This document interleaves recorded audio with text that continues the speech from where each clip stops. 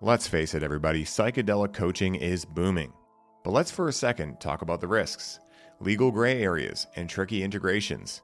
Now, for me, that's why cannabis has always stood out. It's safe, it's legal, and one of the most versatile tools for transformation available to us today. My Coach with Cannabis certification program will give you everything you need to lead powerful, conscious cannabis experiences for yourself and for your clients. By joining now, you'll position yourself ahead of the curve, mastering a skill set that's about to revolutionize coaching. Are you ready to stand out and grow your practice? Today is the last day we are taking applicants for this first initial round of the Coach with Cannabis program.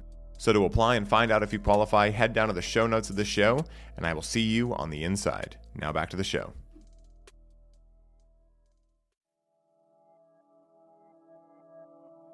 Greetings, my brothers and sisters. Sending gratitude to all of you who are joining in today to accompany us down the rabbit hole of self-exploration through plant medicines.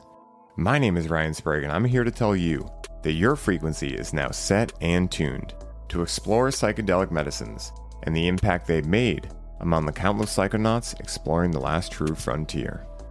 Buy a ticket and take the ride with me as we get true first-hand accounts of the experiences, benefits, risks, and transformations taking place within the ever-expanding world of psychedelic medicines on This One Time on Psychedelics. One of, if not my favorite types of stories I enjoy hearing from the psychedelic space are the stories that come from individuals who, at one point, did not resonate with psychedelic medicines at all. Now, you guys have heard me say before, and I'll say it again, that for me, I never judge anyone who is opposed to or not interested in psychedelic medicines, because the truth is that nothing is for everybody. However, when someone finds their own way into these medicines and has powerful results thereafter, I jump at the opportunity to have them share their story with me, let alone when it's someone who is a dear friend and such a kind and big-hearted individual like today's guest. He and I first met about 5 years ago through the Enlifted community, and right off the bat after meeting him, I knew he was a dedicated, committed, and open-hearted individual. Now, since we first met, he did find his way into psychedelic medicines, and let's just say that the effects have been profound, to say the least. As such, in this episode, we dive into his childhood, his adolescence, how pain in his life led him to breakthroughs time and time again, and some words of wisdom from him with regards to how to approach friends, family members, and more who we want to share these medicines with, but feel as though they don't currently resonate with them at this time. This episode is jam-packed full of beautiful stories, information, and more. So please give me a big hand and welcoming my man, Kyle Langan, to the show. Kyle Langan, my brother. Man, am I excited to be here with you today. You know, as I said in the intro, guys, Kyle and I met, probably about 4 years ago through the Enlifted community. And when I first talked to him, he was interested in psychedelics, but he had yet to do them. And over these 4 years, he's gone through some experiences with some really good mutual friends of ours, actually a guy that's been on the show in the past as well. And so we're going to dive into all that today. But before we get to all that, man, how are you doing today, brother? Man, I'm doing phenomenal. Excited to be here, man. Talking to you is one of my favorite things to do, honestly. Like some of the information we exchange, man, is so fun to reflect on. And it's really a privilege to be able to share some of the things I share in today. So yeah, dude, hell yeah. And you know, it's true what you just said, right? Like for me, my favorite friendships in the world, my favorite part of life is friendships, like relationships in general. But yes, you know, my favorite part of that, like macrocosm, if I could take a microcosm, and it's the relationships I have where it feels like we're on psychedelics, even if we're not, right? Like just in a completely sober state of reality, we're just constantly stretching each other's point of view. No one cares who's right or wrong. It doesn't even matter because, you know, like we were talking about just before we hit record, duality is not actually real anyway. It's more about like, wow, like you have that perspective on life. That's really cool. That makes me actually think about my perspective and how that maybe these two apply that way. And all of a sudden, we're both learning just through a natural, fun, childlike conversation. Those are my favorite things in life. I totally agree, man. Relationships, I reference often as my life's work. My relationship to anything, starting with self, others, my hobbies, my vocation, my job, and, you know, constantly looking at the spiritual and initiation that is each of these relationships, because it's there. Like, talk about duality, man. Like, one thing I do believe in duality is either you view everything as a spiritual initiation or you don't. Like, like down to going to the grocery store, man. Like that's how I look at it. Oh, dude, I'm the same. I'm in the exact same boat. There are so many things, man, that happen. Like, it's funny. This part that I'm going to say is not all funny, but I'll start out with the funny part, right? So years ago, I met this guy, Don. Dr. Don, he goes by. I've never got him on the podcast yet, but someday we'll do a podcast. And this guy is mystical as fuck. I met him through Eric and Julia Blackwell, who I think you know as well. Yeah. And Julia, I was staying at their house. We were going to a Red Rock show, and she was like, "Hey, I'm having this body worker come by." And I was like, "Oh, can I get some body work? Like, I could definitely use it because I'm 6'5" and planes and I don't get along. So whenever I arrive somewhere, I try to get body work done." And so she's telling me about this guy, and I'm like, "Yeah, like hit him up and ask if I can get an appointment too." So she hits him up. She's like, "Yeah, he'll give you an appointment after." I'm like, "Sweet." So he shows up, and immediately I'm like, this guy's a gangster. Like, I can just tell by his swag and everything. I'm like, this dude has got some codes and some secrets, right? He kind of looked like the kind of guy that would give you an epic side quest in a role-playing game, right? An RPG game. So I was immediately intrigued, and I ended up working with this guy, and he ends up telling me that he's died 3 times, come back to life, and he's got some interesting powers as a result of that. And long story short, I can corroborate that he's accurate on that. I've now worked with him like 4 or 5 times. But one of the times I worked with him, we did a 8-hour QHHT session. And we started at midnight. And before I knew it was 8 a.m. It was like, bam, like that. Just another one of the weird things that's happened with him. But during that, we were talking about one event that happened in my life, which was my dad passing away. And during that time when we were talking, he looked right at me and he was like, "Listen, you can feel upset that you don't have your dad here to like go to breakfast with you or celebrate birthdays with you, whatever it is, right? But don't ever be sad for them because they're riding the fucking lightning." And that's exactly how he put it. And so 2 days ago, right, I'm talking to my one-on-one client and we're talking about the subject of death, and I bring that up. And so like I hadn't thought of that in probably, I don't know, at least a year. Yeah. So I say that to him. And then later on that night, I opened my Instagram and Shervine had posted that Robert Gilbert had passed away, who was like someone I looked up to. I never got to meet him in person just because I didn't prioritize it. I was like, I'll take biogeometry advanced with him sometime in the future. And so it was that moment of like, even though I'd never met this guy, I looked up to him for a long time, learned a lot through his sacred geometry and biogeometry work. And so I kind of felt that feeling. And then all of a sudden yesterday, I'm on the Inner Circle call, another call I do. And that whole thing comes through of like, whoa, it's like my higher self knew, like, you're going to need this piece of wisdom that you're giving someone else, but it's really for you because this is about to happen. So I totally agree. Everything in life can be seen as a spiritual initiation. It also can. That's free will, right? But for me personally, and I think we both agree on this, I don't know how people don't see it. But that doesn't mean they're wrong for not seeing it. It just means like in my perspective, I have no other perspective. Yes, I do agree with that. And sharing this story is part of that for me. I'm saying a lot of things now that are for me to integrate. Yeah.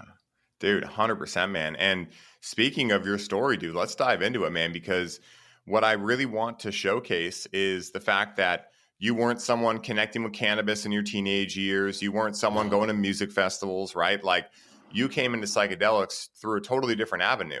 And I'd love for you to explain, any aspect of that story that you feel is relevant, right? The change from maybe how you viewed these things younger. I don't know what view you had on them, but maybe potentially how you grew up, like, what kind of perspectives people around you had, and then how you moved in and integrated this. Because for a lot of people listening, they may have friends, family members, et cetera, that they believe psychedelics can help. But like we always say, right, you can't push someone to it. But if they hear your story, they may understand different components of how to connect with that person in a way that doesn't feel restrictive on their own free will, if that makes sense. What is up, family? I wanted to take a second while you're tuning in to tell you about an amazing new product I recently began using. Now, you guys know I do ads very rarely, and my promise to you is that anything I speak about is something I personally have found value in using regularly. Well, recently, I came across a company called Brain Supreme, who sells microdoses of mushrooms mixed with adaptogens, nootropics, and other additions as well. And even though I've microdosed off and on for years, I have never felt results like these. In only 2 weeks, I'm sleeping better, I have far less mind chatter, my ability to perform has exponentially improved, and best of all, the sense of inner peace I've been feeling is like nothing I've ever experienced in microdosing before. Right now, you can get 15% off of any of their products when you use code SPRAGUE15 at checkout. And to find out more about them and grab some for yourself, head down to the show notes for this episode and begin your journey into microdosing today. Now back to the show. Completely. My story, as I see it, starts with gratitude. Mm. I have so much gratitude for my family, how I was raised, the values that were instilled in me, even just the environment that I was raised in and the culture I was raised in. It's all shaped me into something now that feels so fulfilling and so rich. Mm. And so I'm grateful for all of it. Specifically, I grew up in northern New Jersey, nuclear family, had a Mm-hmm. sister, mom and dad, married, still are to this day, both very supportive, always there for me. And we spent a lot of weekends also with grandparents. So family was instilled as a truly important pillar, really, from day one. Grew up Catholic, went to Catholic high school, also a religious university, Mm. Seton Hall University in New Jersey.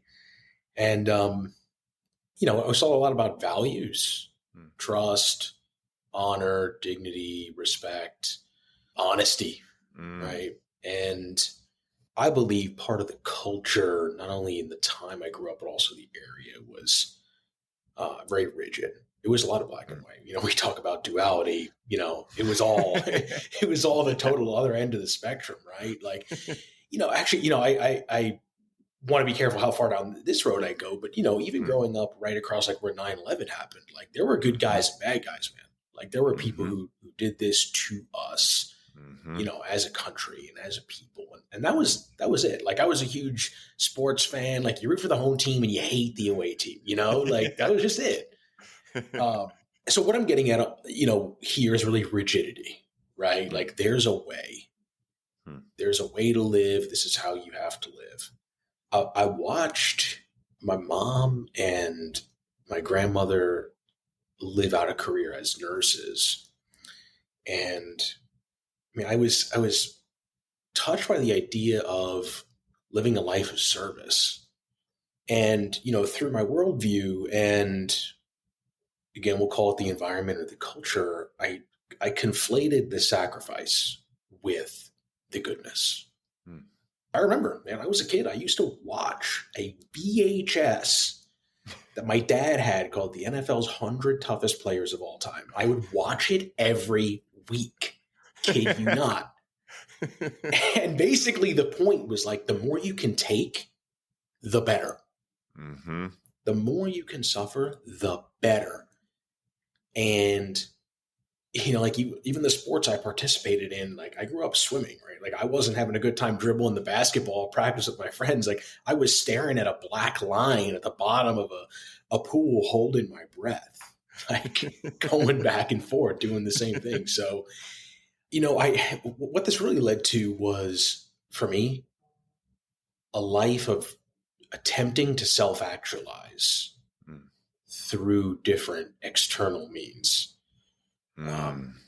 My career or athletics, whatever it may be. And because of that, I was, as you alluded to in the introduction, really adverse to like alternative lifestyle, alternative experiences. Like in college, man, I was training for triathlons. Like I didn't go to parties.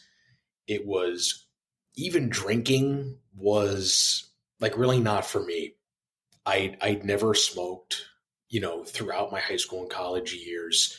It was all about optimizing my body, Mm. and getting the most that I could get out of it. Mm. I actually believe through that pursuit of athletics, I can pinpoint the very moment that the belief was born that I alluded to earlier, that everything is a spiritual initiation. Mm. And that was when I completed doing an Ironman triathlon when I Mm. was 22. And I felt nothing. I felt like I was alone, and that this was supposed to like self actualize me and give me this title of something awesome, it just didn't deliver. And that's when I knew that at some level there was a broader journey to go on here. Like, Mm. yeah, that this constant external pursuit just wasn't going to get me a life of fulfillment. And I was, age 22, and I didn't fully integrate that belief at the time, but I started asking the questions. I started asking the questions of, what else there was. So, at that time I relocated from New Jersey to South Carolina, and my family had lived in New Jersey for a bunch of generations, really all like North Jersey, very tight, Italian-American family. And on the idea of spiritual initiation, man, moving away from the family was a big deal. Yeah, dude. It's a big catalyst. Yeah. Yeah, man. So the subsequent 5 or 6 years were really difficult for me. This was, 2015 to 2020. Started to deal with a lot of physical health issues and autoimmune challenges and body just shutting down and not responding to the way I was treating it. And the reason for that, as I reflected, like it's what I believe is my mind was a tyrannical state. My consciousness was a tyrannical state, man. It was do this or else. This is what you have to do. Right? Like Gestapo energy. Right. And like I think about that a lot now, actually, in reference to like, if my mind was a country, would anyone want to live there? Yeah. Would it be North Korea? Right. Like, it sounds so funny, but when I start to creep into a certain place with, again, relationships, whatever it is, right? Like, romantically in home life, with my job, the way I start to engage with this narrative and this dialogue, I was like, okay, would anybody else want to partake in this? Would anybody want to live here in this environment? And, the body was the definitive signal to me that indeed this was a spiritual journey, this whole thing. Yep, I was awake to it from just the loneliness I felt after, completing that Ironman, which, by the way, I had a tremendous amount of support for. Like, for anyone listening who supported me at the time, like the loneliness was all me. It was all internal. Yeah. Like there were tons of people there. So yeah, the body was the definitive signal though. Like because of that same, here's where the irony comes in and the beauty, because of that same stubborn, driven will to deliver, when my body reached that state, I was not accepting of that. I was determined to optimize. I feel incredibly blessed that I have a strong intuition. And this is where it really started to kick in, and I started to get more in touch with my intuition. When I hit sort of the peak of some of my body's challenges, I remember I was in Charleston, South Carolina. I was standing at the Battery just around water, which get near vastness. Anyone listening, like go to a desert, look out for 100 miles, like get near the ocean. Like it's going to change something. Yeah. So I'm standing there looking at this like most incredible just view. And I just proposed to my then girlfriend, and I had this incredibly powerful download that I was supposed to go back home to see cancers for my health. So I booked a trip back to New Jersey, and I was totally wide open to what was going to happen that week while I was there. The last day I was supposed to be there, I go to an ice cream shop with my aunt, uncle, and my 2 young cousins. And I lay out what I had been going through to my aunt.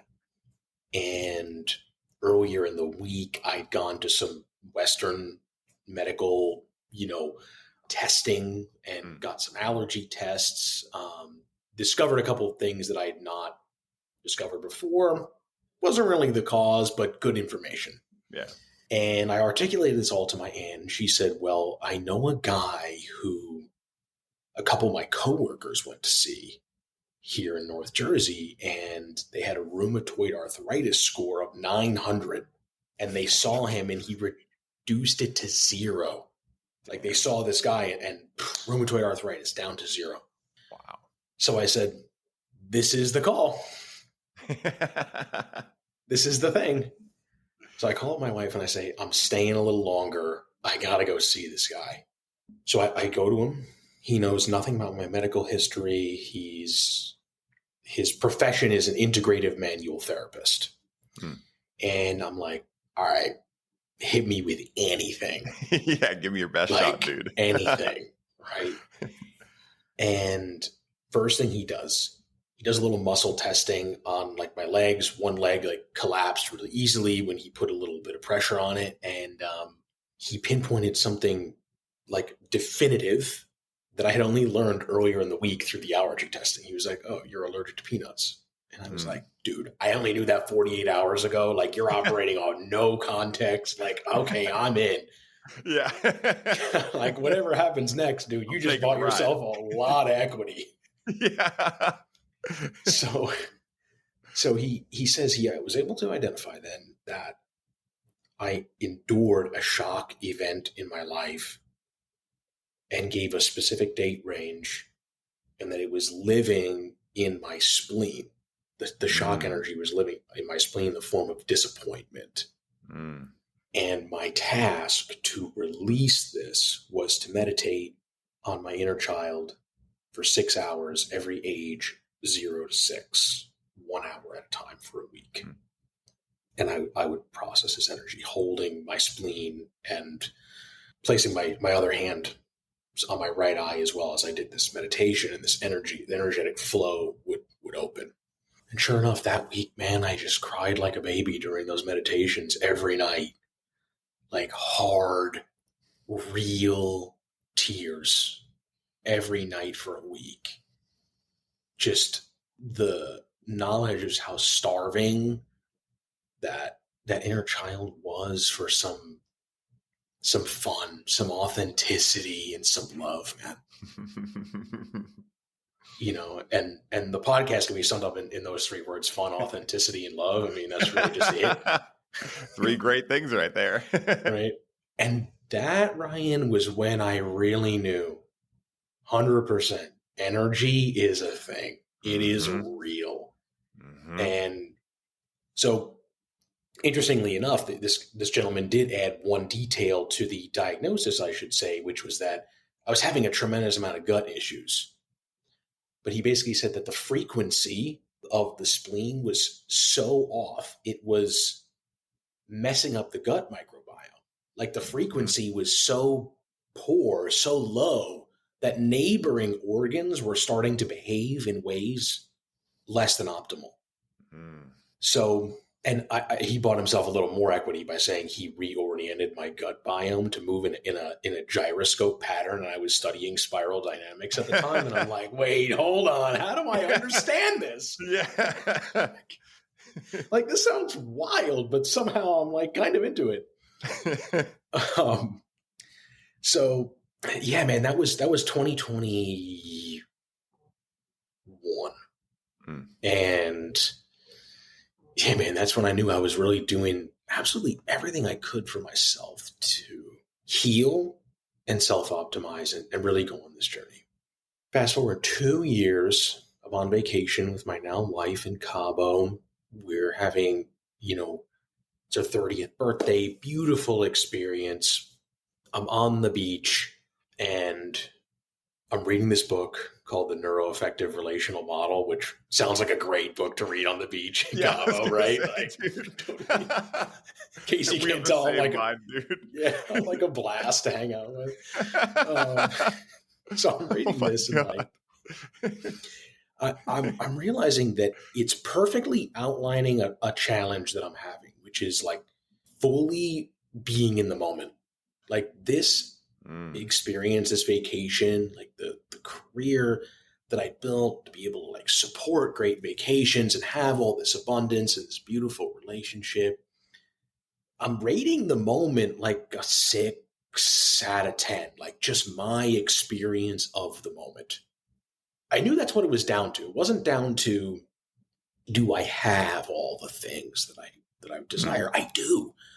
And that's the thing that made me think, why is my experience of the moment a 6 out of 10? Like, why not higher?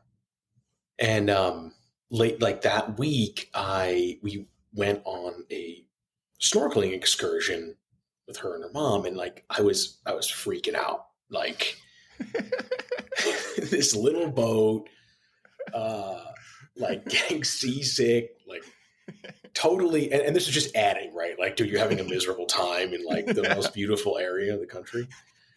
And the guy who was like the captain, so to speak, of this little boat that we were out snorkeling on, he looks at me and he goes, focus on the horizon. And at this point I was like, I need to take some mushrooms because I had just learned right then and there the role of the shaman in the experience. Yeah. I was like, this guy has been in these waters so many times. It's perfectly safe. And all he's doing is inviting me to focus on one thing on the horizon. I was like, I've been thinking about the idea, entertaining, possibly, maybe psychedelics. And then when I was on that boat and he said, focus on the horizon, I said, this is the safety, the container that I need to go in and experience this thing, because I was not willing to go the route of what was being suggested in this book, which is a form of therapy, and it gives you a coin flip chance in 10 years that maybe you'll be good. Yeah. So I thought, you know what, there's one frontier I haven't explored, and this is it. And when that moment happened, I was like, okay, this is totally safe to do. And I got back to the hotel and I shot our mutual friend, Danny Rios, a message about doing a ceremony.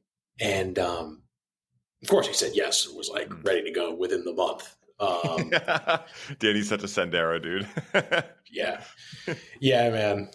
I love him. I do. He's such a great guy.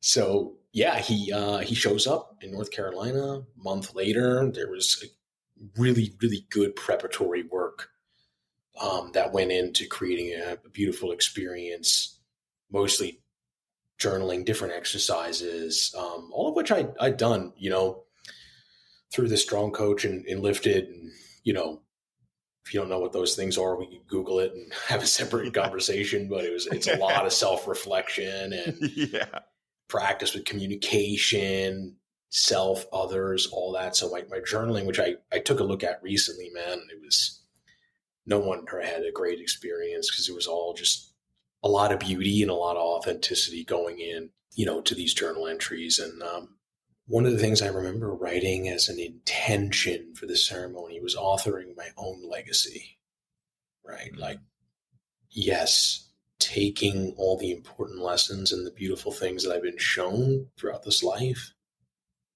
and creating something that was truly mine from that. And that was something that really stood out to me as a mantra, an affirmation that came out of the journaling. So for anyone who's not familiar with the idea of a ceremony for plant medicine, it's really just about reverence, that getting to explore our consciousness is like the highest form of wealth in the world. Like, there are people who struggle to meet basic needs. And this is about experiencing self fully. And it's reverence for that really is what the ceremony is about, as I see it. Agreed. And a celebration of life. It's a celebration of life, dude, as well. Definitely that. I actually got a lot of chills when I said that. That was powerful. The whole celebration of life thing, like how much I believe that, like, really came through there. How much that becomes like a basic need that you never knew you needed before. Like, that was what it was for me too. So yeah, I totally agree. Yeah, man. Ceremony just like literally throughout life. Like, this is powerful connection back to my upbringing is like, we would always go to my grandparents' house on Sundays and watch Giants games. Like, that's a ceremony. It's a celebration of our ability to be together, everything that we have together. And like, yes. So ceremony is important to me. It's always been important to me. And this was actually a way for me to reconnect with that. So I want to get into the good stuff now, the trip. Dude, I'm so excited, man. Yeah. This has been, I'll tell you so far, man, like, this is so beautiful. What you just said is something I really want to just take a second to like double down on. I think a lot of people thirst trap themselves into, and fortunately for me, I was never raised in a religion or anything. So I think I kind of lucked out and I skated around a lot of the programming that comes along with that. But like, this whole idea around ceremony, right? Like a lot of people think it has to be you in white robes. There has to be sage burning. There has to be polish. Like they have all these have tos, right? And, Yeah. a lot of times, for me, I entered the realm of psychedelics because I realized that the world I was living in or thought I was in before I realized it was a dream did not have the answers for me. And so I went to this because I already realized all the programming patterning, that's not my answer. So imagine my surprise when I get into this and people are like, no, there are rules here. I'm like, no, there aren't, right? Like aside from love your God, love your neighbor, right? Like the same codes that Jesus was putting out, right? And forgive yourself, repent, Yeah. Other than that, that's what I imagine you mean by reverence too, right? It's just like having intention, right? Like understanding why you're there, what you're looking to get from it, having respect for the people there. It's the same thing as like, when you go to your grandparents' house, you have respect for their house, right? Like, so when you're a teenager, maybe you want to listen to a lot of music, but you're not going to do it at their house because that's not respectful to their world, right? Doesn't mean that what you do is bad. It just means that like, hey, you know what? Like, I'm going to respect their space. So that's like, to me, as simple as it can be. Like I've had ceremonies at concerts. I've had, the funniest thing is you want to hear God having a sense of humor. My Kundalini awakening happened at a fucking strip club, right? So this story is so yeah. good. Yeah. So like now every time I mention that story, I have to say, because it really was for me a ceremony. Yes. And people just get so triggered around that. So continue. I just wanted to share that because I totally feel like you, man. I don't think a ceremony has to be anything. I mean, look at Jesus and all these non-dualists. They were hanging out with prostitutes and whatever, because again, the meek shall inherit the earth, So yeah, I just wanted to throw that in there. Man, I agree. There are so many ways a ceremony can take hold. In fact, real quick note on that. I was reading last August when MDMA was rejected by the government as a legal treatment for PTSD. Mm-hmm. I was reading about this, and I saw a comment on an article that said, "My wife took this and went to a Beyonce concert 9 years ago. She came home, said she had a religious experience, divorced me, and she's the happiest she's ever been in her entire life." Oh my God. And that was like 2 sentences, right? Like literally the most, which I read and I started laughing because women love Beyonce. Like, like her lyrics are literally at times a religious experience. So the idea that this woman just went to this thing ended up being completely life-changing. Dude, that is so funny, man. And that's so true. Like literally, like, I think that honestly, part of it too is this, right? Like what I've dove into is that for me, when I got into psychedelics and even before that, when I was doing something like a workout or whatever, I would take it very seriously, right? Yes. I'd be like, I'm doing this for this specific thing. It's all that like kind of David Goggins mentality or like the same kind of mentality you had, right? Like you got to do your best every single time, which isn't a bad thing, but like you got to also judge yourself if you don't do your best, right? Like all that kind of stuff. What I realized in going through all that was that you don't need to be serious about this stuff. And also when you lose the expectation, like when I was going to a strip club, the last thing I fucking thought was that God was going to find me there or that I was going to find God there.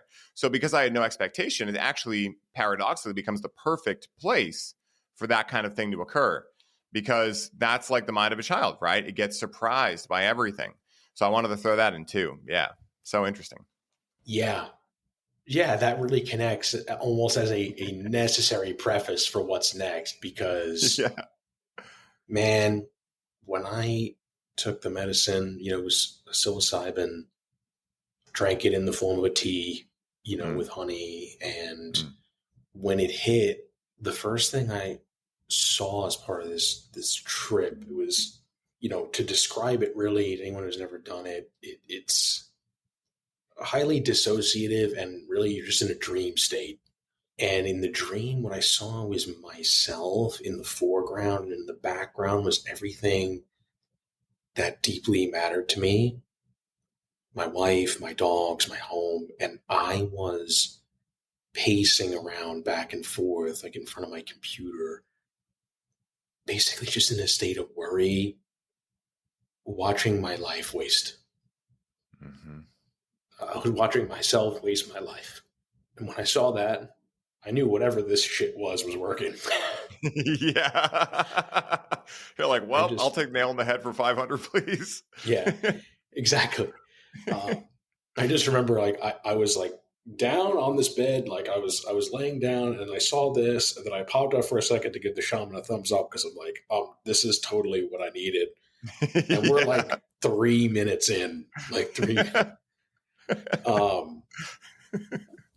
And man, some of the things I experienced there, man.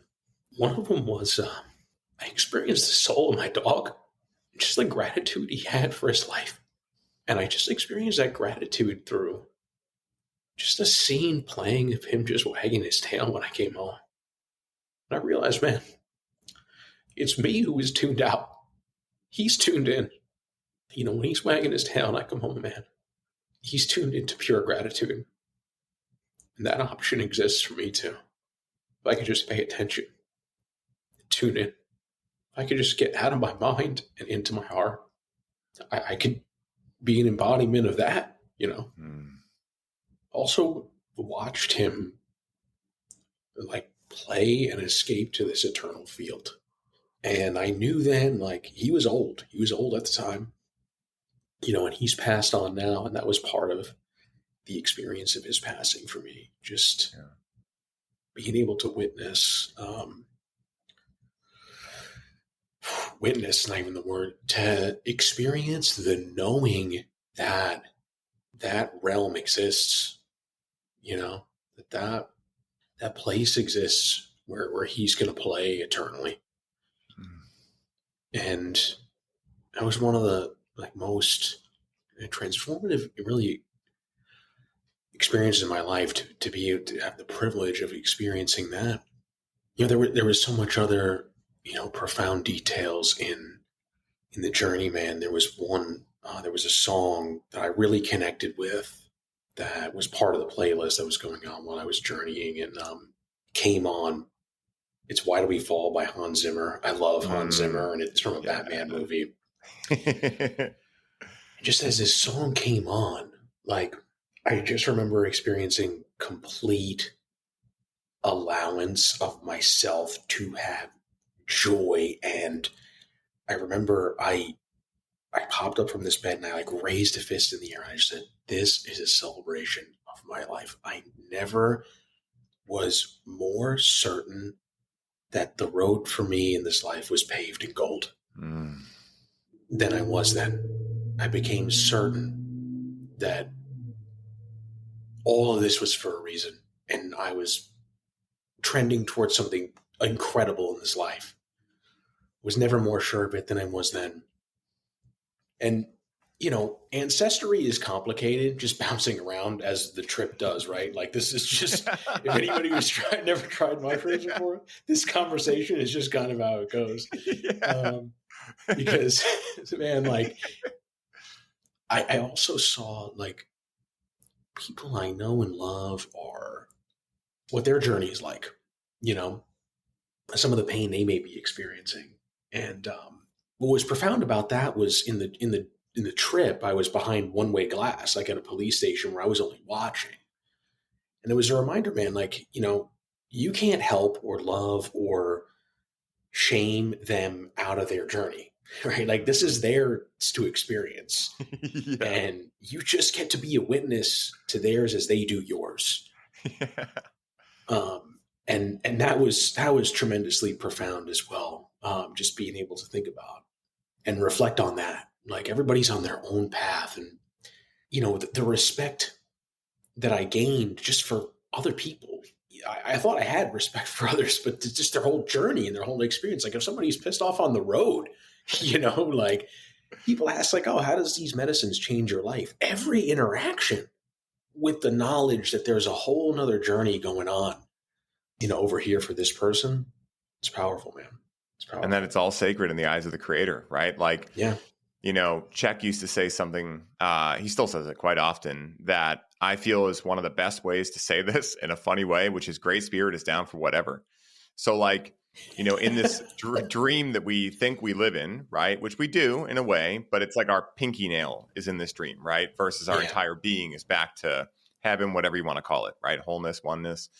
But realizing the beauty of everyone's, even their quote unquote fuck ups, mistakes, right? The beauty in our own quote unquote fuck ups, mistakes, and how that beautifully led. Like, that ability to see it like a movie, to really see your life like a movie, and to realize that you get to be like the best Morgan Freeman narrator voice for it, but you also get to be the main character. You also get to, in a way, play every character because we're all one. And I'll tell you, man, like for me, when I had an experience like that for the first time, it changed everything for me. I had first got connected with psilocybin when I was 23.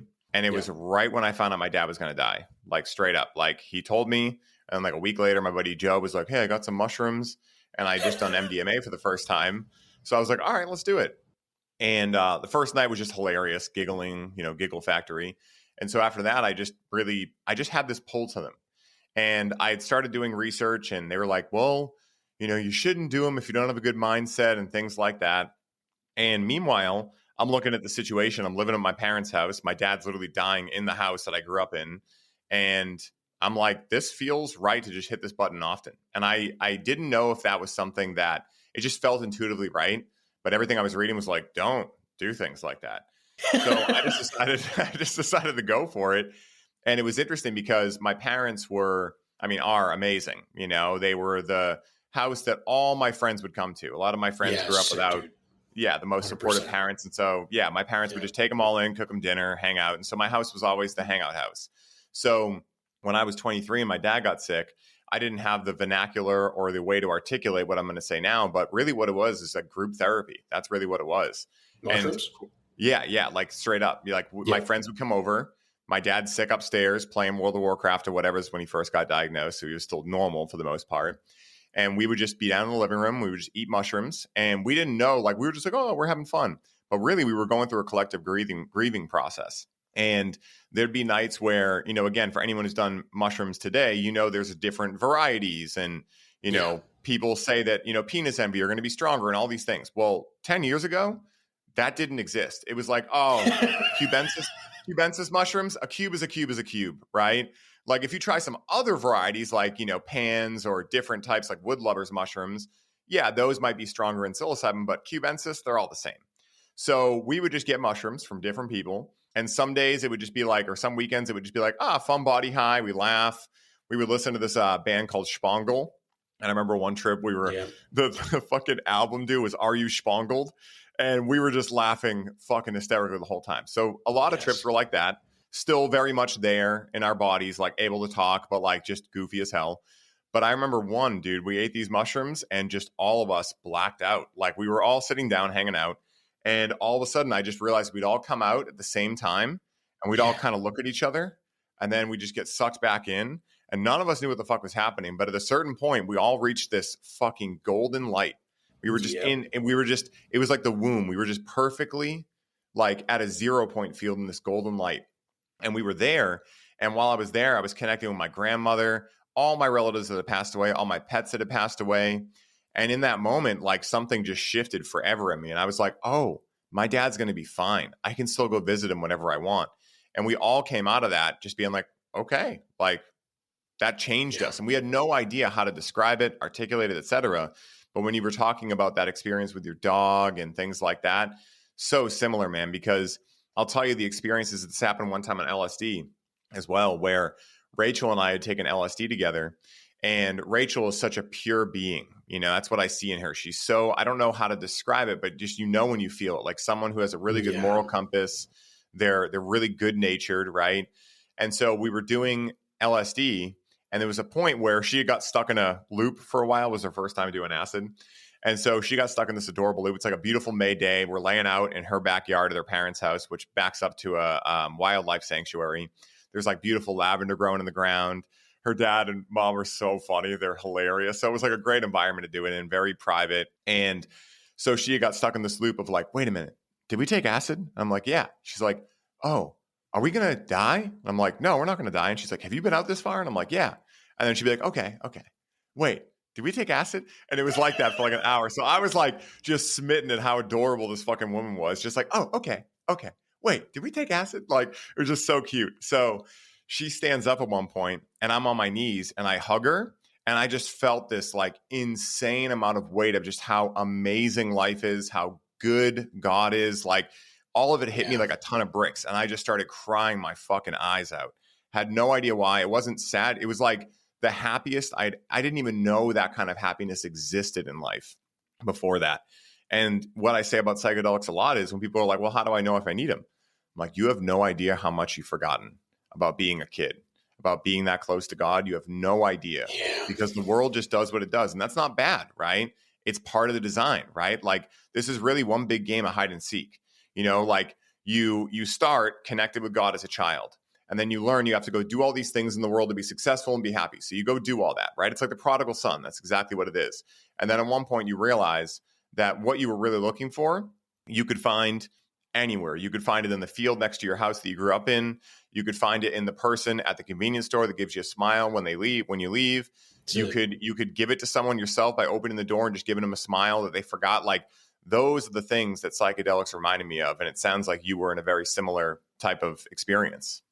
Yeah. So jumping out to like the integrative part afterwards for a second, I just remember whatever was opened up in me by this experience was, as you were saying, right, that you could see God anywhere. I remember coming back later the week after I'd done mushrooms for the first time from a trip to like a neighboring city. And it was a Wednesday and I was coming home. And my wife and I had been using this catering service for meals that I could like pick up. And I just remember as I was going to pick it up, well, actually I called her and I was present to the question, is there anything I can do for you to make your week easier? Like that question at that level of empathy, like just wasn't there before. Right? Like, so it was like, okay, pick up this food. And I was able to connect that when I got there to pick it up, I was drawn to actually share with the business owner what the mission of their business had done for my life. Yeah. Like their business was having a profoundly positive impact on my life and my marriage. And I could see that so clearly, like coming out of this journey. Like I was like, oh my God, like these thoughts feel so natural, but they were so foreign to me, man. Because I was so stuck on the Goggins cycle. Yeah. Go train harder. Right. No pain, no gain. I was so stuck on like that I didn't have the room for this. That's what these substances do is neuroplasticity. Like you're just thinking differently. And it's not even thinking, it's your consciousness is more neutral and open to what the present is stimulating in you. Mm-hmm. Like, yeah, that's my experience of it. The golden light, as you referenced, though, I also experienced that as well. And just seeing myself standing in this golden light, it was like, it was just a reminder that like, hey, man, like God is living inside you. Mm-hmm. Like you're the source. And for me, that was not an ego building realization. It was like, hey, if God is inside me, when I check out at the grocery store, it's my responsibility to smile. Mm-hmm.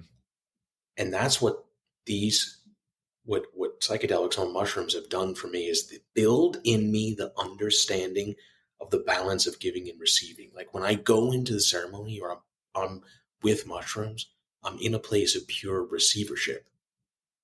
It's all sacred knowledge and it's all pure, and I'm just taking it all in, which inspires in me the will to give. Yeah. Like through the way I live, it's just the will to give.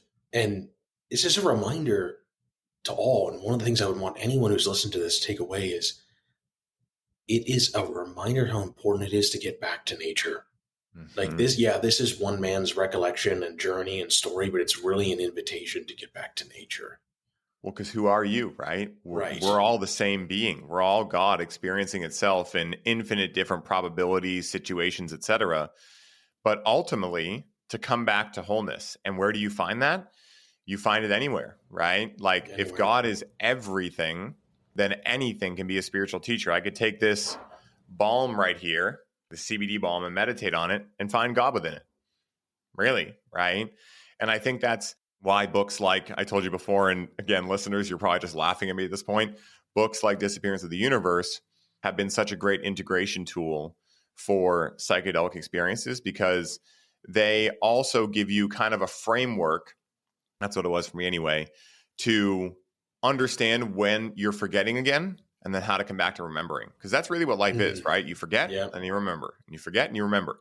And when life gets hard, it's when you're forgetting a lot and remembering less. And when life is good, it's when you're remembering a lot and forgetting less, you know?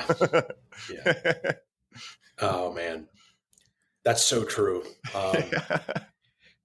And, you know, interestingly, I've had a couple of different experiences on psilocybin, and like the humor is definitely there, right? Like as you've, as you alluded to, actually, I didn't see it as funny at the time, but the first song that came on when when my first like trip began was the theme song for a character in Pirates of the Caribbean. Oh my God. And Davy Jones, literally in the movie, what this character is doing is hiding the key to his heart.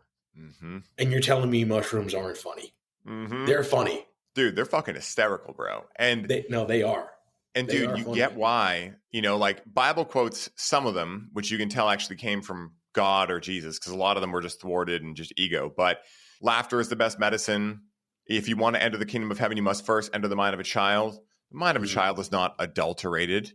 It's fucking silly. It's funny. And then what happens is, especially as men, right? I don't know what happens with women. I'll let them handle talking about that. I'm not going to pretend to understand women like that. But for us men, we get taught through society that the warrior archetype out of the king, lover, warrior, magician is the one to really go for. Yes. And we stack that so high. It's like we skip fucking leg day, dude. It's like we have this insane upper body of warrior, but our king, magician, and lover is like scrawny chicken legs, We skip spiritual leg day. No, literally, you skip spiritual leg day, And so like all of a sudden you realize like, that's great, right? Like I still love going after it at the gym and whatnot, but like, that's not where you're going to find love for yourself, right? Like that's great. We have those skill sets, right? And we can get down and we can lift weights and whatever. And that's fun. But don't forget to also have the king warrior and the king magician and the lover there too, because the magician makes life funny. And like the jester does, right? Like there's a reason that the jester is the last card in the tarot deck, like the last archetype. It's very interesting. Yeah, this conversation is very serving to me because I've wondered since these things have entered my life, like what is their place? And it's really that element of the jester and also the magician, right? Like, man, we culturally are starved for magic. As it turns out, the Netflix and the DoorDash just ain't cutting it. Yeah. Okay. We want more magic, right? Like, just is what it is. So, like, I journeyed a few times, and one of them was part of a group container. I've done one group container, and there were I was more active during this journey. Like, I was up and around, and I remember the other participants were all Polish or Belarusian immigrants to the U.S. And I thought, wow, I thought I grew up with a rigid culture. Like, I'm like the loosest guy here. and the shaman, like Danny, he was playing on this playlist, like this, like songs from like the Prague Philharmonic and other songs like Eastern European heritage. And I just remember going up to him and being like, "What are you doing?" Yeah. And he was like, "I'm trying to make these guys cry." Yeah. And then later, the Titanic song comes on, and I just start laughing hysterically. And he's like, "What's so funny?" And I'm like, "You're trying to make Polish immigrants cry with the Titanic? That's so funny." It is hilarious, dude. And honestly, like, dude, I would have laughed so fucking hard if the Titanic song came on. Dude, right? It was so funny. Like, I can't even just explain. It was so funny. Like, and what's funny about laughter, man, though, is like, it's a form of breath work. Mm-hmm. I was so tired for a couple of days after this. I hadn't exhausted literally like that amount of energy. And so like, I swear I was laughing for like 3 to 4 hours. Yeah. And one of the things I laughed at as well in this journey was when Stairway to Heaven came on. and by Led Zeppelin. And I'm sitting on this couch, and one of the first lyrics, and should we say like the first half of the song, is all of our thoughts are misgiving. God, that was the funniest thing I ever heard. I'm like, dude, you've been playing the fool your whole life. Like, you overthink everything. It's all misleading you. Dude, you know what's funny about that? I'll say real quick. Yeah. It's just like my way of deciphering life now is simplicity or complexity, right? Simplicity is the language of God. Complexity is the language of the ego. So what you just said, it's like, yeah, we think we need all this external stuff and all these degrees and certifications. That's complexity, right? Like, that's not bad, but it's just not where, like, it's not where you're going to really find God. Yes, dude. Yes. Yes. For everyone listening, Kyle just showed a graphic. Simplicity, what did it say? Equals what? The beauty of the heart. Yeah, dude. Spot on. I had that written on my wall. Like, yeah, dude, it's real for me. I totally agree more, man. It is simplicity over complexity. That's it. So yeah, I mean, I'm a guy, I believe sharing the story is important, Ryan, because I'm a guy I'm a married guy. I have a job, I'm in sales. I'm a regular guy, and I have a lot of conversations with coworkers, and the conversations are all about ease. I'm always asking people, like, is there an easier way to do this? Is there an easier way to experience this? And almost 100% of the time it's a yes, and I've become someone that people seek for more ease in this environment. And I'm letting people know, like, this is a means for me that helped me find surrender and ease in a chaotic environment, and just understand, like, my only responsibility is to be with the moment. Like, that is really as simple as it gets. And I've enjoyed the magic. I've enjoyed the journey. Like, I think there was a degree of guilt about that with me for a little while. Like, dude, you're doing the mushies and you like it. Like in the Sandlot, when he's like, you go bobbing for apples in the toilet and you like it. Like, yeah, dude, we all have PTSD from that line, dude. Yeah. The Sandlot.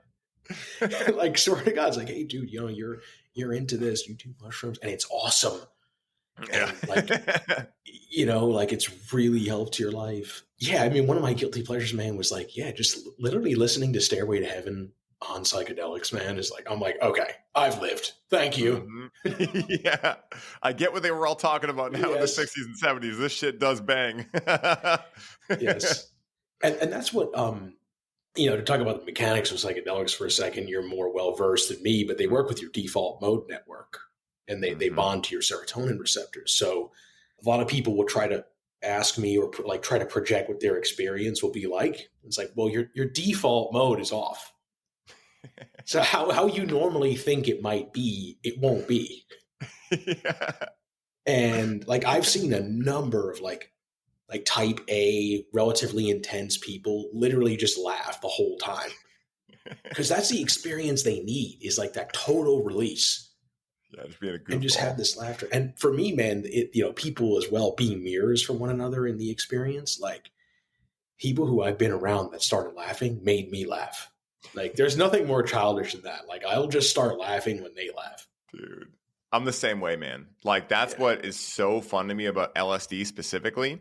Mushrooms definitely do it too, 100%. But LSD is more like a get up and walk around type medicine. And so when we went at the lake house, it'll be like me, Chase, Dave Robinson, a bunch of fucking straight goofballs that are all like, savage individuals as well. But like, when we take L together, we just laugh. And as soon as Dave starts bringing out his southern accents and starts saying Meemaw and Pawpaw, dude, I just fucking lose it. And I'll go up to him and be like, funny. Meemaw, is that you? Dude, like, it's just constant laughter, to a point where what's fun about L is that you hold the power within you to double someone over and make them lose 20 minutes of their life to insane laughter. And you all hold that same power. So like, none of us are responsible with it. We're all just like, Wingardium Leviosa, just constantly making people just fucking drop from laughter. And it's like that for like 8 to 10 hours. And by the end, you're like, I know it's not actually impossible to die from laughter, but is it though? Like, because I think I'm getting close, like, it's so fun, man. Yeah. Oh, man. As I reflect back, I'm trying to think about if there's anything else in the experience that, my first experience with the medicine that I really wanted to share or open up about. And Yeah, I think it really is it's down to empathy. I Yeah. remember there was one specific part. I exited the trip. I sat at this table and I said, "Oh, Danny, I get it now. It's not that I'm thankful for my parents' lessons, but I'm grateful it was them who was the teacher. Like that's the beauty of it is I was able to go to another layer of gratitude, Mm. another layer of empathy that I could not go to because I didn't know that it was there." Yeah. You didn't know what you didn't know. Right, and it was so profound, man. Yeah, that's my introduction into the medicines, man. Dude, it's so powerful, man. I can't wait to have you back on. I can't believe we already ripped through an hour. This felt like 5 minutes, dude. Yeah, I'm like on the edge of my seat. I know there's some more journeys we want to discuss, and there's so many more things I want to share with you too, and just have a really amazing conversation around it. But to make sure I give you ample time to tell people where they can find you, anything you got going on you want to pitch, where can I send people to find you, connect with you, and benefit from who you are as an individual, man? Because you're such an amazing guy, dude. Like, I got to witness, guys, like I said at the beginning, I got to witness this whole transformation. And I was in a very similar boat. Like, you and I have a lot of commonalities with that warrior just being like so fucking ready to go. It's like, it's got such a neural groove in our fucking mind that it's just so easy to be like, nope, just fucking do it. Just do it. Just do it. Just do it. And I got to witness you coming out of that the same time I was coming out of it. I was on the tail end, and in many ways I'm still there, but like it's a cyclical thing, right? yeah. But I got to witness all of this. And so it's been amazing to witness you in this, because it's also helped me see a lot of the things that these medicines have done for me. So where can I send people to connect with you? Right now, best place is my Substack, where I recount a lot of these experiences as well. My Substack I've rebranded it to be a collection of psychedelic experiences.